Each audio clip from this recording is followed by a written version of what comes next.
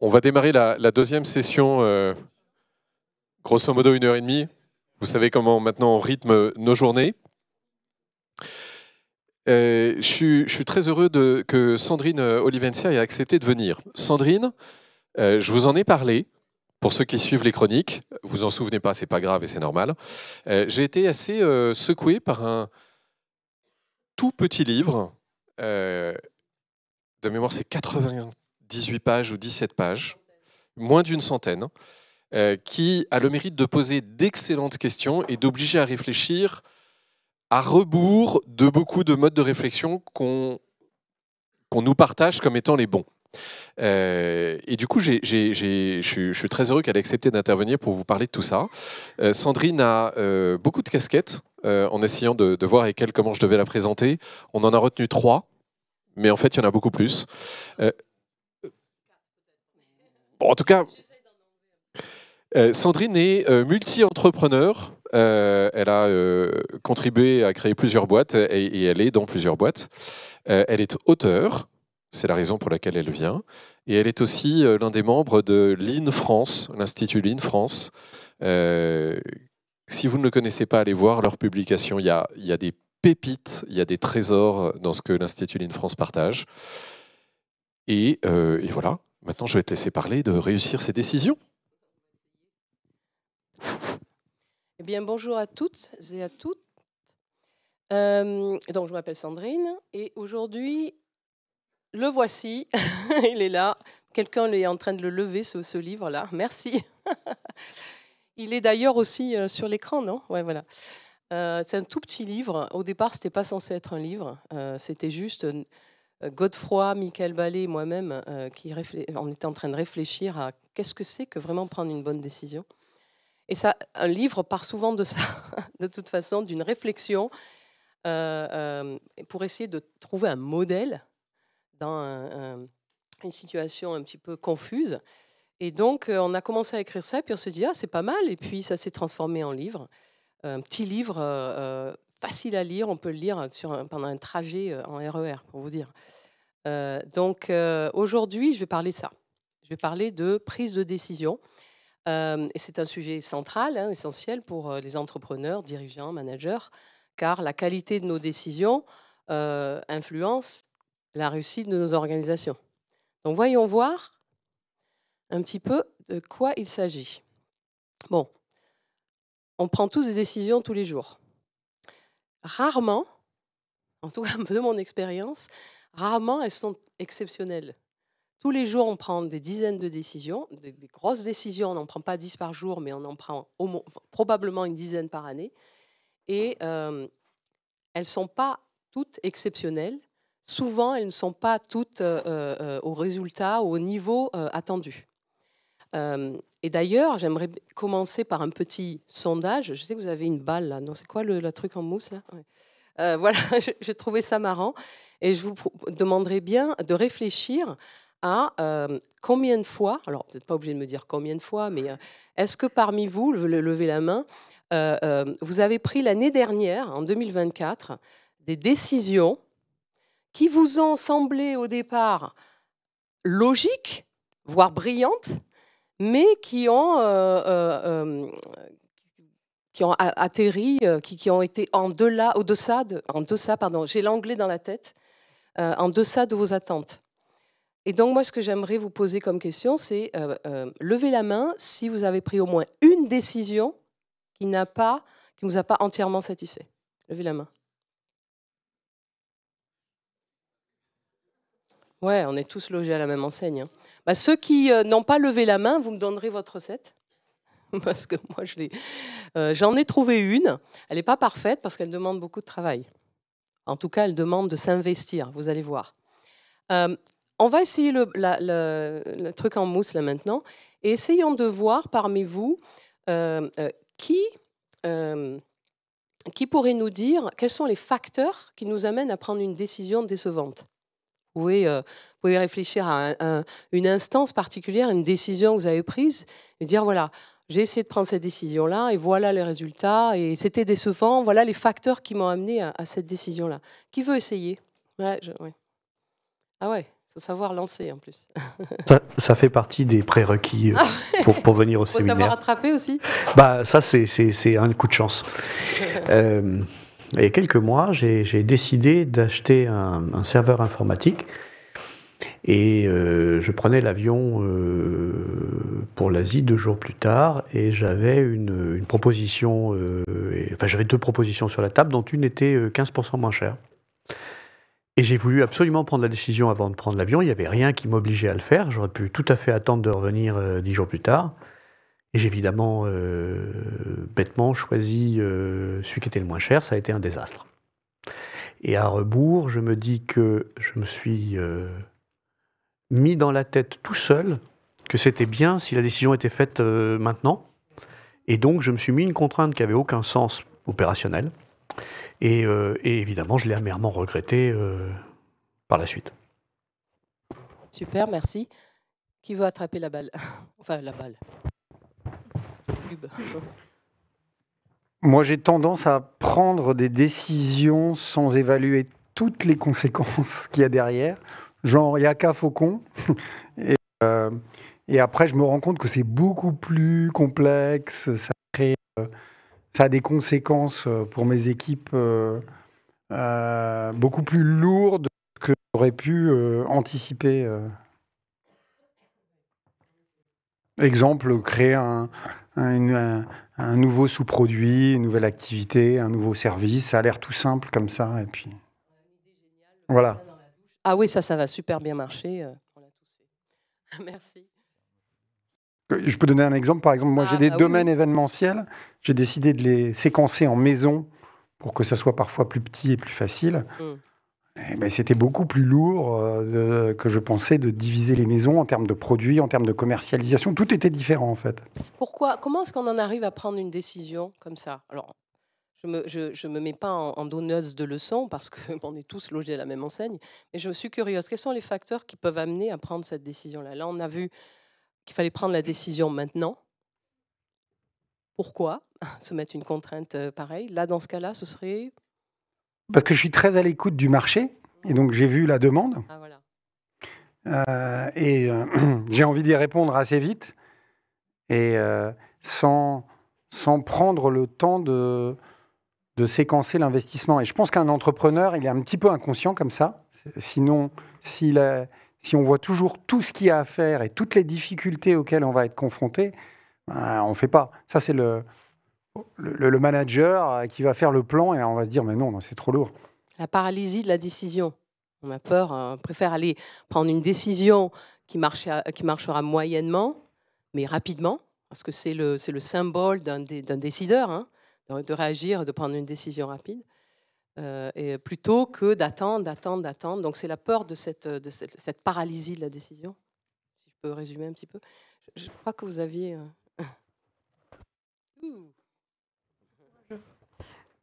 Pour ma part, je voudrais partager quelque chose de très basique. J'ai remarqué que personnellement, mes mauvaises décisions, quand je les prends, en général, soit j'étais fatiguée, enfin, ça ne veut pas dire quand je ne suis pas fatiguée, je prends de bonnes décisions, ou j'ai pas bien mangé.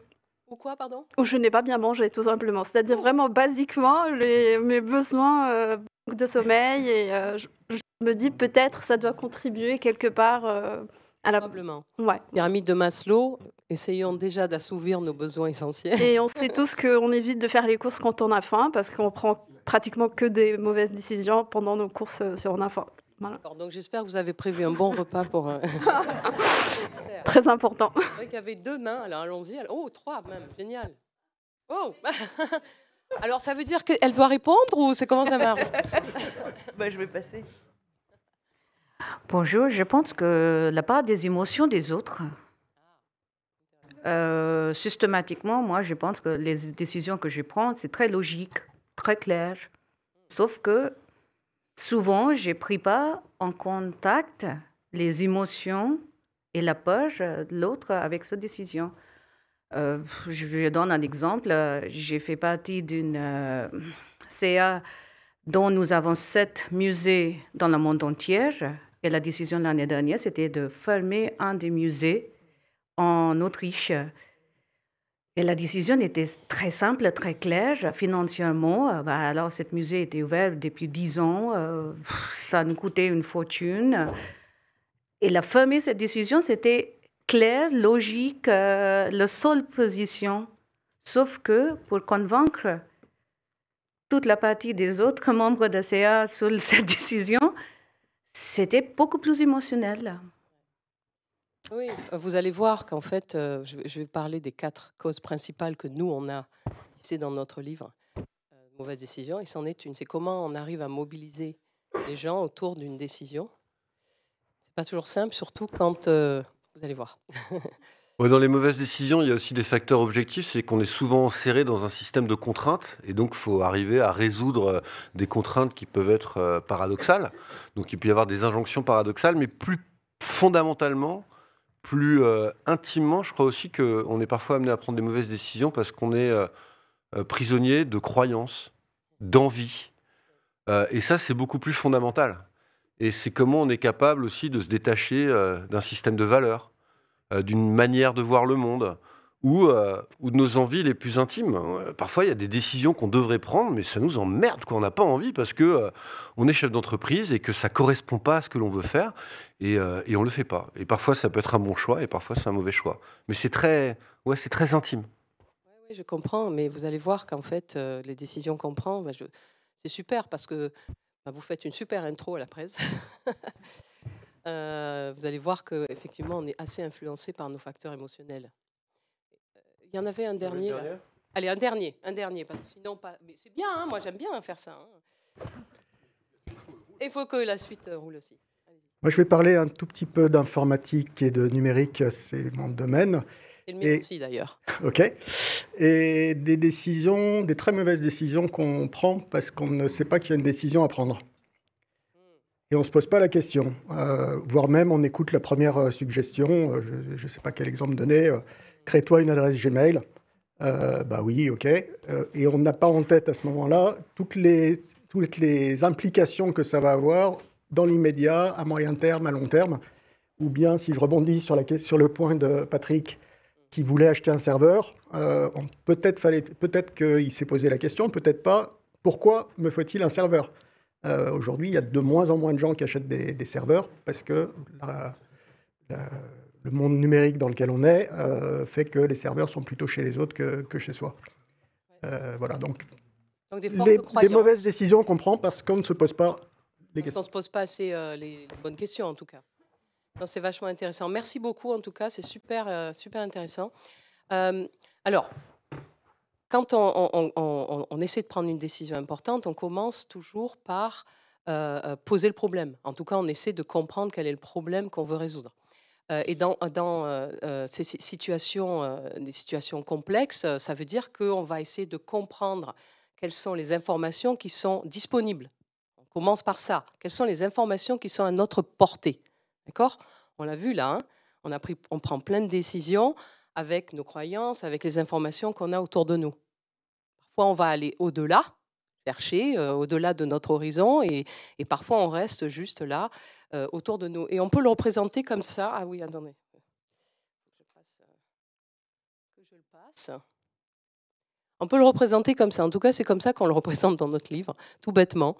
Quand on s'apprête à prendre une décision, on a un ensemble d'informations à notre portée. Voilà, c'est des cercles. On le représente comme ça. Ah ben je sais ça, je sais ça, je sais ça, je sais ça. Puis il y en a certaines qui paraissent plus pertinentes que d'autres par rapport à la décision qu'on veut prendre. Donc on va, voilà, ce sont les cercles en gras. On va dire tiens, celle-là c'est pertinent, celle-là c'est pertinent, celle-là. Ok. Donc c'est vraiment comme ça qu'on réfléchit quand on prend une décision. Le processus de décision et de réflexion, il est comme ça. Il n'y a pas nécessairement de logique, il y a juste des informations qui sont à notre portée. Et ensuite, tac, c'est ça, ouais.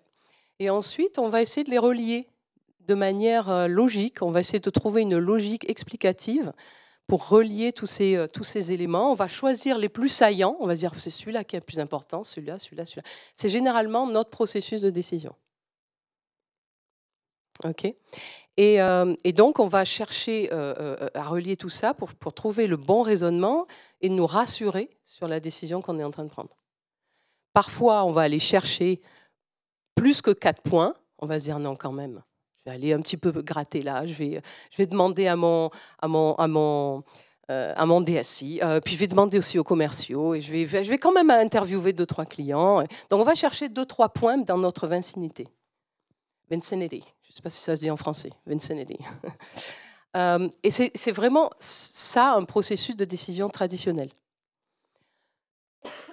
Mais finalement, la décision, elle va apparaître absurde, si j'ai envie de dire, ou peu efficace, seulement après coup, quand on va se rendre compte qu'on avait omis certains éléments. Vous l'avez dit là. Hein, mais on s'en rend compte après coup. Sur le coup, elle est brillante, notre idée. Ah ouais, on va prendre ce super serveur. Ah ouais, je vais sous-traiter ce service. C'était une décision que moi j'ai prise l'année dernière. Je vais sous-traiter ce service à une agence américaine. Waouh, c'est trop fort parce que les Américains, ils sont trop forts en marketing, ça va marcher, etc. J'ai omis plein de trucs. Il y en a certains qui me titillaient. Je disais, est-ce que ça va marcher? Mais je les ai ignorés. Il y en a d'autres que je n'avais absolument pas envisagés. Comme par exemple, c'est une agence de PR, Press Release. Donc, c'est une agence de PR et j'avais totalement sous-évalué le temps qu'il me fallait pour leur expliquer mon métier. Et donc, tout ce qu'ils écrivaient, ce n'était pas top. Et je devais tout relire. Je me dis, attends, mais je pourrais le faire. Donc, j'avais vraiment... Et ça m'a coûté quand même pas mal d'argent. Donc, c'était une décision un petit peu bébête. Mais on s'en rend compte après coup. Et on les voit, ces éléments, après. Je dis, ah, mais je n'avais pas vu celui-là. Ah, mais celui-là, je le savais. Donc, les décisions absurdes, elles viennent après coup. D'accord? Mais en fait, c'est parce qu'on fait une hypothèse implicite. Et l'hypothèse implicite qu'on fait, c'est qu'on est seul à chercher ces informations qui vont nous aider à prendre la décision. Oui, on va peut-être demander à 2-3 personnes autour de nous, mais au moment où on prend la décision, c'est à ce moment-là qu'on va chercher l'information. Et vous allez voir que dans notre livre, on propose un autre modèle. Un modèle qui nous permet d'avoir l'information à disposition déjà et de ne pas devoir aller chercher les informations utiles au moment où on doit prendre une décision. Donc pourquoi on prend de mauvaises décisions? Attendez. J'oublie de passer les slides, excusez-moi. Donc pourquoi est-ce qu'on prend de mauvaises décisions? Eh bien nous, moi, ce que je dis, c'est pas qu'on est incapable de prendre des bonnes décisions ou que c'est systématiquement la cause des conditions. Enfin, les circonstances n'étaient pas bonnes ou machin, c'est la faute de machin. Non. Il y a un vrai problème dans la façon dont on pense et on aborde la prise de décision. Et on a identifié 4 raisons dans notre livre. La première, c'est qu'on on pose souvent mal le problème qu'on veut résoudre. D'accord? Donc, on se met d'accord sur la meilleure solution, mais on ne sait pas se mettre d'accord sur le problème. Je ne sais pas si vous connaissez le Lean. Moi, je réfléchis beaucoup en mode Lean. Vous connaissez le Lean? Qui connaît le Lean dans la salle? Voilà. Bon, c'est une façon de penser qui est très terrain et qui part du problème, systématiquement. Donc déjà, il faut se mettre d'accord sur le problème. On se rend compte que quand on commence à déployer une solution, à mi-chemin, ou même des fois dès le début, on se dit « Ah là là, tout le monde n'est pas d'accord, il y a des résistances », et on ne s'était pas mis d'accord sur le problème qu'on veut résoudre. Donc ça, c'est le premier problème. Enfin, la première cause, pardon. Ensuite, eh bien, on va réduire, et je ne sais plus qui c'est qui dit ça, monsieur, là, voilà. Vous disiez, on va réduire la complexité de la situation à une vision partielle et biaisée de la situation. Et ça, pourquoi? Parce qu'on est auto-centré, on est auto-motivé, on a des fortes croyances, on a un vécu, on a des expériences, et on se fait confiance. Bah oui, on a raison, on a des connaissances explicites et on a des connaissances implicites. C'est ces sentiments-là, on dit « Ah, je le sens », on a des intuitions. On se fait confiance, bien évidemment, mais on est biaisé. Et donc le risque, même si on s'appuie sur de la data, moi j'aime bien la data, hein, je viens de l'informatique, hein, mais même si on s'appuie sur la data comprend des biais. Parce que la data, c'est de l'analyse humaine. Il y a une analyse humaine, pas que humaine aujourd'hui d'ailleurs. Mais bon, déjà, il y a un biais dans la data. Donc, le risque, c'est toujours d'être biaisé, d'être biaisé par d'être influencé par nos biais cognitifs quand on prend des décisions. Et c'est ça le travail qu'on propose, nous, avec ce livre-là.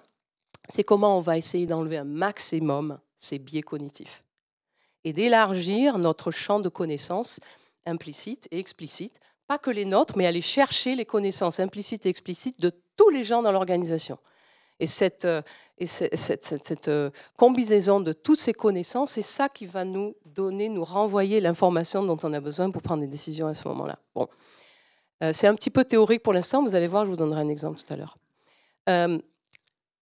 Il peut y avoir aussi des hypothèses implicites qu'on fait qui sont fondamentalement fausses. Okay. Je vous disais tout à l'heure que j'ai externalisé marketing, enfin une grosse partie de mon marketing. Dans le monde de la production, pour ceux qui sont dans la production des usines, il y a ce qu'on appelle le fabless. Ça vous parle, hein, le fabrication-less, c'est-à-dire qu'on va externaliser la production à l'étranger. Bon, sur le coup, quand on regarde les quelques points autour, c'est logique. En Autriche, vous fermez rappelez-moi, voilà, ce musée parce qu'il ne rapporte pas depuis 10 ans, ou je ne sais plus comment. Voilà. Financièrement, c'est logique.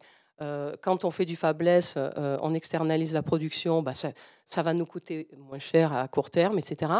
Mais on ne va pas voir tous les impacts que ça va avoir. On va bypasser certains des impacts. Par exemple, le manque de flexibilité dans l'innovation, dans la production, le fait qu'on dépend de fournisseurs étrangers.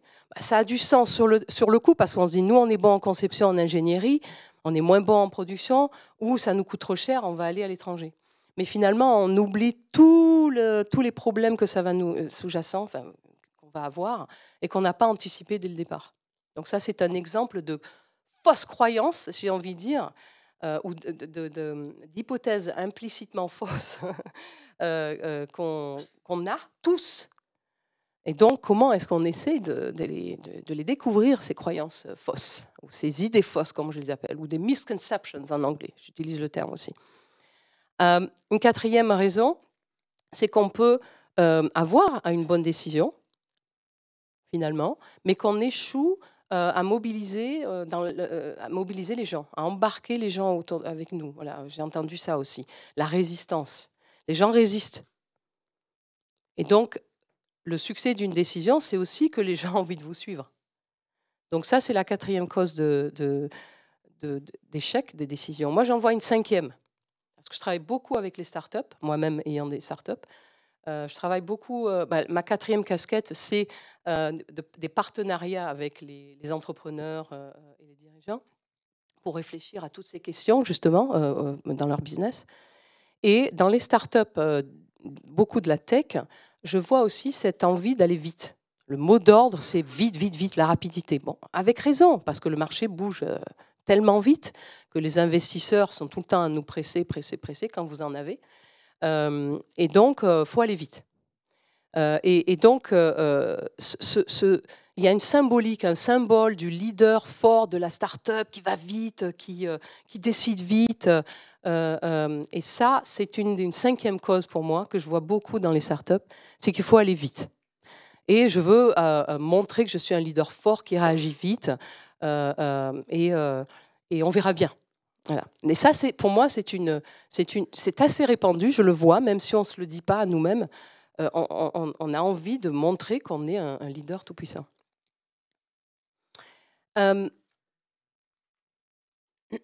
Voilà. Cependant, à mon avis, à notre avis, le vrai courage dans la prise de décision, c'est savoir reconnaître ce qu'on ne sait pas. D'accord ? C'est reconnaître ce qu'on ne sait pas et c'est pas dans aller vite nécessairement. Bien sûr, parfois il faut prendre une décision rapide. Mais c'est pas nécessairement d'aller vite ou de ce côté héroïque du leader tout puissant. Non, c'est savoir reconnaître ce qu'on ne sait pas, s'arrêter, écouter, essayer de vraiment se confronter perception de la réalité avec des faits, avec les problèmes tels qu'ils sont perçus par les autres dans l'organisation. Et c'est un travail de tous les jours, ça, en fait. On est obligé de pratiquer ces gestes-là sur le terrain tout le temps pour développer les bonnes conditions pour prendre les bonnes décisions à un moment T. Et ne pas attendre de devoir prendre une décision pour pouvoir réagir. Donc le véritable enjeu, c'est vraiment d'apprendre à mieux penser pour mieux décider. C'est peut-être étrange ce que je vous dis, mais il faut vraiment apprendre à mieux penser pour mieux décider. Et le véritable enjeu est donc de revoir notre processus de décision, parce que ce n'est pas la prise de décision elle-même, c'est le processus amont de décision qu'il faut revoir. Alors, pour illustrer ça vite fait, je vais vous refaire un deuxième jeu. Prenez 10 secondes, pas plus, avec votre voisin ou tout seul. Quelles sont, selon vous, les 3 plus grandes villes du monde? Allons-y. Et après, on passera. Ah ben, on n'a pas besoin, alors finalement, ils vont tous parler comme ça. Ah, c'est bien, on pose des questions intéressantes, on essaie d'aller chercher des ronds, des cercles en dehors de... Ouais. Ville ou agglomération? Pardon? Ville ou agglomération? Ville. En termes de quoi? Ok, bon, ce sont des bonnes questions. Vous cherchez vous cherchez les informations à votre disposition. C'est bien. Ok, moi j'ai pas de réponse, j'en sais rien. En tout cas, là, on se pose une question. Il peut y avoir tellement de facteurs. Après, il faut aller les chercher. À vous d'aller chercher des cercles. Voilà. Mais allez, comme ça. Qui? J'ai pas entendu. C'était une blague. New Delhi, Shanghai. Hein? Séoul. Hein? Bah, en population, on va dire. Allez, pourquoi pas?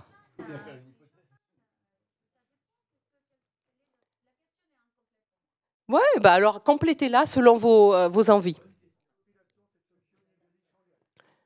D'accord. Quelqu'un d'autre?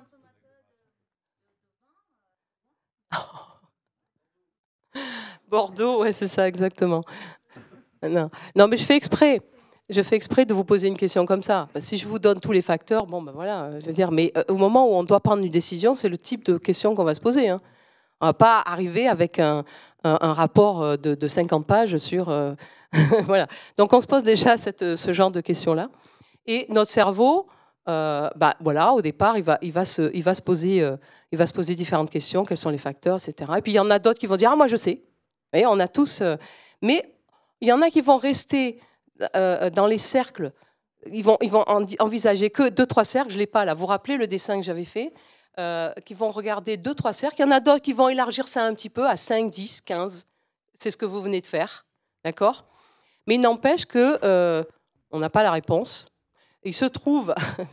D'ailleurs, je vais vous le dire. Il se trouve que si on regarde deux facteurs précis, si on parle de population intramuros, ce sont Shanghai, Delhi et Sao Paulo. Il se trouve que si on parle de zone urbaine, c'est Tokyo, Delhi et Shanghai. Vous voyez, vous étiez pas loin, mais il nous manquait des facteurs. Vous avez posé les bonnes questions, mais comment on se pose ces questions tout au long pour ne pas être pris de court au moment où il faut y répondre? Vous voyez comme notre cerveau il fonctionne. En fait, alors vous avez posé des bonnes questions, hein, mais il va substituer la question suivante, c'est-à-dire inconsciemment, hein, quelles sont les grandes villes ou les grandes mégapoles dont je me souviens, voilà, à la question quelles sont les plus grandes villes du monde. Donc c'est comme ça que le cerveau fonctionne. Même si vous êtes allé chercher, vous êtes posé des bonnes questions, mais vous restez quand même dans votre cadre.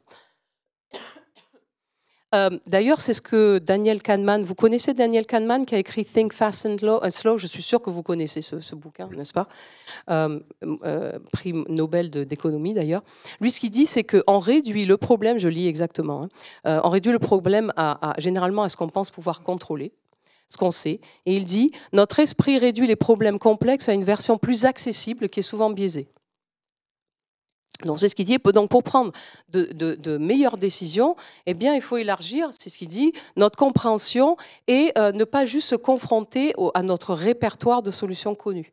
Parce que même quand on se dit oui, mais c'est selon la population, c'est qu'on a déjà un répertoire de solutions connues dans la tête. Et la question, c'est comment est-ce que je vais aller chercher ce que je ne sais vraiment pas, auquel je pense même pas, et je vais sortir de ma zone de confort. C'est ça qu'on vous propose. Vous me regardez bizarrement, l'air de dire qu'est-ce qu'elle nous raconte. Et donc, le challenge, là, le défi, c'est comment est-ce qu'on évite, de passer, d'être paralysé par la prise de décision. C'est-à-dire, je vais chercher beaucoup d'informations, je m'arrête là. À quel moment je décide que c'est suffisamment d'informations pour prendre une bonne décision? C'est compliqué. Alors, je vais vous présenter deux façons de faire. Une qui est classique, on appelle ça dans notre livre le 4D. Ah oui, 5 minutes, ouf, je suis en retard alors. Donc on appelle ça le 4D. Le 4D, pourquoi? Parce qu'il y a 4D, c'est en 4 étapes. Donc nous avons définir, qui est définir le problème. On le pose généralement en fonction de ce qu'on comprend de la situation, même si on se pose des questions. On se pose des questions, mais c'est notre interprétation de la situation. On décide, c'est-à-dire ensuite on va choisir une solution qui nous paraît brillante ou pas, hein, ou logique, et on va essayer de la choisir le plus rapidement possible, souvent. Ensuite, on va diriger le déploiement de cette solution-là. Donc ça veut dire qu'on donne des instructions aux uns et aux autres, aux équipes pour les exécuter. On va contrôler que c'est bien exécuté. Et on va ensuite démêler les problèmes parce qu'on se rend compte qu'on avait oublié ou omis certaines choses et qu'on doit faire face à des imprévus. D'accord?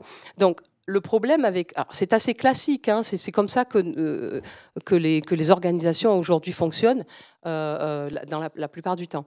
Donc il y a un vrai problème avec ce modèle-là, c'est qu'il part d'abord de notre mental. Il part souvent de notre mental, donc de notre propre compréhension de la situation, et on projette cette vision sur le monde. Et donc c'est le monde qui va nous renvoyer, qui va réagir, il va nous renvoyer le résultat de cette décision, et c'est là qu'on va se rendre compte qu'on s'est trompé. Donc on part du mental pour arriver au monde. Ça, c'est l'approche 4D. L'approche 4C, parce que ça commence, il y a quatre étapes qui commencent par un C, prend le problème autrement. Donc d'abord, on cherche. On va chercher les problèmes. Mais on ne va pas les chercher juste au moment... Pardon. On ne va pas les chercher juste au moment où il faut prendre la décision, on va les chercher en continu. Donc il y a une pratique de recherche active sur le terrain des problèmes. Dans l'approche Lean, on parle de Gemba Works, par exemple. Donc, on a le patron, le dirigeant et les dirigeants ou l'équipe de direction qui vont sur le terrain de manière régulière dans des organisations comme Amazon, Toyota ou autres. C'est tous les jours. Moi, j'ai été au Japon, j'ai vu des patrons qui étaient sur le terrain toutes les heures. On ne vous dit pas de faire ça. Mais ils créent, ils élargissent leur champ de compréhension de la situation.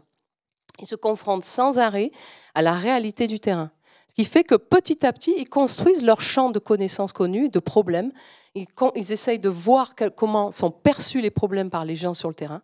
Et ce travail en continu, c'est ça qui va développer, qui va élargir votre champ de cercle. Vous avez vu au tout début, d'informations que vous avez à votre disposition pour prendre des décisions à un moment venu. D'accord? Donc ensuite, une fois que vous allez sur le terrain, vous parlez aux équipes, vous allez voir les clients, vous cherchez activement ces problèmes-là, eh bien, vous allez vous rendre compte de plein de trucs que vous n'aviez pas vus. Vous allez au-delà de votre zone de confort et de votre domaine de connaissance. Il va falloir se confronter à la réalité et se dire, bon, l'éléphant dans la pièce, c'est quoi? Nous, on veut aller là. On a des super brillantes idées d'aller acheter des serveurs ou de délocaliser, mais finalement, là, nos clients ils disent ça, nos gens sont en train de batailler là-dessus, et on n'est pas sur le bon problème.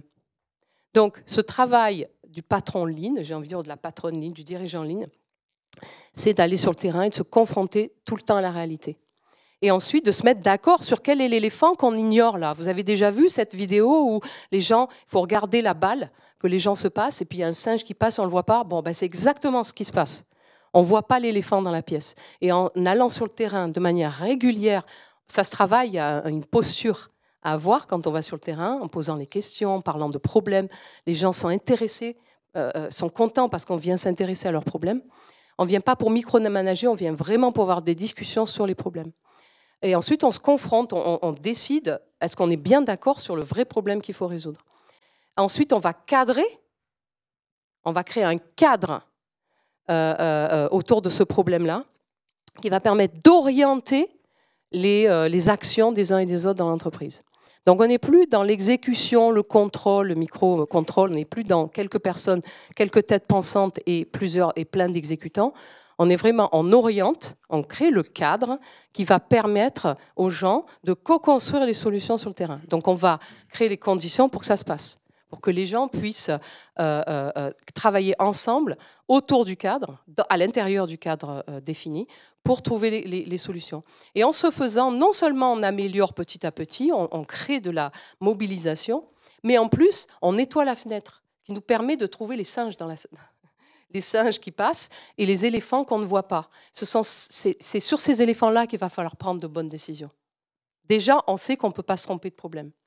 Donc, pardon. Oui, et donc ça demande de quitter sa zone de confort. Parce que quand les gens vont commencer à nous parler des problèmes tels qu'ils les perçoivent, il y a on se sentira moins à l'aise parce que ce sont des problèmes qu'on ne comprend pas, peut-être qu'on n'est pas d'accord.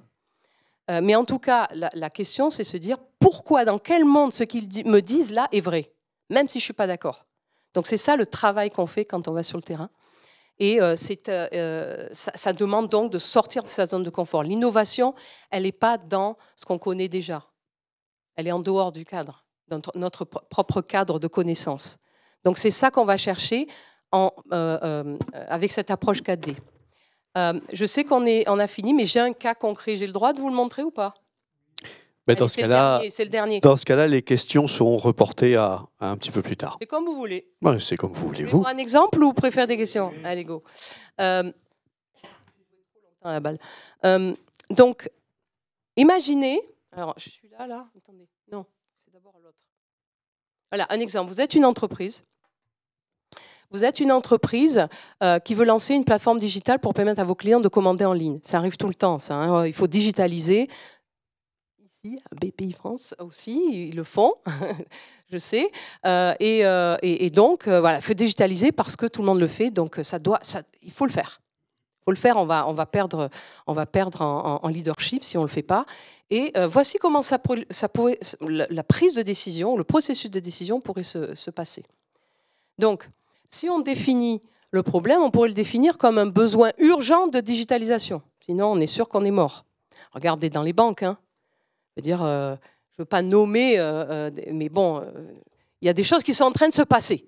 Donc, si on ne digitalise pas, on va probablement perdre des parts de marché. Donc, un besoin urgent de digitalisation. C'est comme ça qu'on définit le problème. On va décider, c'est-à-dire on va allouer un budget, les ressources pour développer la plateforme. Allez, en 3 mois, why not, soyons fous. Diriger, on va donner les instructions, ensuite aux équipes, notamment informatiques. Mais bon, il se trouve qu'elles sont surchargées, elles le savent, mais le patron demande ça, ou le dirigeant, donc il faut le faire, on va se débrouiller, ça arrive tout le temps. Hein. Et puis ensuite, on se rend compte, après coup, même pas si longtemps que ça, qu'il faut démêler les problèmes. Les clients, finalement, n'adoptent pas la plateforme. La logistique, elle est dépassée par l'augmentation des volumes, et l'équipe informatique s'en sort pas, finalement. Si on regarde ça sous l'angle des 4D, eh bien, on va commencer par chercher. On va sur le terrain de manière régulière et on va observer plusieurs problèmes sur le terrain. Et il se trouve que, moi je vous raconte une vraie histoire en fait, hein. C'est mon histoire, une de mes histoires. Il se trouve que en allant au service client, on se rend compte qu'il y a beaucoup de plaintes de clientes sur les retards et des erreurs dans les colis. Ah tiens, c'est intéressant. Il y a aussi dans la pagaille dans l'entrepôt quand on va leur rendre visite, et puis la logistique, on se rend compte que les camions sont à moitié vides. On se trompe dans les colis en plus, ce qui crée des retards. Et puis on va avoir l'informatique, et puis on se rend compte que, eh bien, ils sont tout le temps en retard, ils sont surchargés, ils ont une énorme dette technique, ça arrive tout le temps, et ils s'en sortent pas. Et finalement, ils sont obligés d'aller vite, ils sortent des trucs qui sont un peu crades, avec des bugs, et c'est pas top. Donc on se confronte. à ça. On se retrouve dans une OBEA, dans notre salle de pilotage avec le CODIR, et on essaye de se mettre d'accord sur ce qu'il faut qu'on apprenne à faire différemment. C'est ça qui va nous amener à choisir les bons problèmes à résoudre.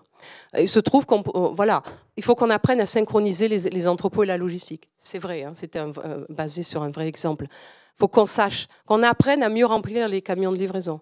Après, on peut se poser la question. Vous allez voir qu'il y a des façons de faire hein, pour comprendre pourquoi. Et puis, il faudrait qu'on travaille sur la réduction de la dette technique parce qu'on n'aide pas les équipes informatiques si on les laisse se dépatouiller là-dessus. Et donc, on va se confronter à ce problème-là et on va essayer de donner un cadre. Ce n'est pas si simple que ça de donner un cadre qui oriente tout, et mais c'est très puissant. Donc là, ça pourrait être livrer 100% des commandes à l'heure. Et derrière, on va créer les conditions pour que les gens puissent co-construire des solutions. Donc dans le Lean, on parle d'atelier Kaizen, par exemple, de Kaizen, c'est-à-dire d'amélioration continue. On va mettre ensemble des gens dans des salles, dans des groupes de travail pour qu'ils puissent trouver des solutions collectives à ces problèmes-là. Vous voyez ce que je veux dire? Et en ce faisant, effectivement, il y a des plus gros problèmes qui vont émerger. On va trouver ces éléphants-là et on va pouvoir orienter notre prise de décision. C'est en se faisant de manière continue qu'on élargit son éventail de possibilités, en fait. Et c'est exactement ça que je voulais vous présenter aujourd'hui. C'est la différence entre le 4C, comment on passe du 4C, command and control, à du 4D, qui nous permet de prendre de meilleures décisions. Merci. 4D, pardon, parce que je traduis de l'anglais. 4D, parce qu'en anglais, c'est l'inverse. 4D, 4C, pardon. Voilà, et bien, je voulais terminer avec ça. Et puis merci, je voulais vous montrer que ce n'est pas le seul bouquin que j'ai écrit, j'en ai écrit 3, mon petit dernier là, qui vient de sortir sur le produit, Build to Sell. Je vous remercie. Merci beaucoup. Il faudra revenir pour nous parler du dernier livre. Il faudra revenir pour nous parler du dernier livre. Eh ben avec plaisir. Hein Le produit, c'est mon dada, parce que le produit, c'est ce qui fait la boîte. Et ce n'est pas une discipline dans une entreprise. Donc, comment on remet l'église au milieu du village, c'est ma bataille. Bravo, merci beaucoup. Désolé pour les questions et la frustration. Non, pas de questions. Ils ont fait leur choix. Maintenant, hein. Exactement.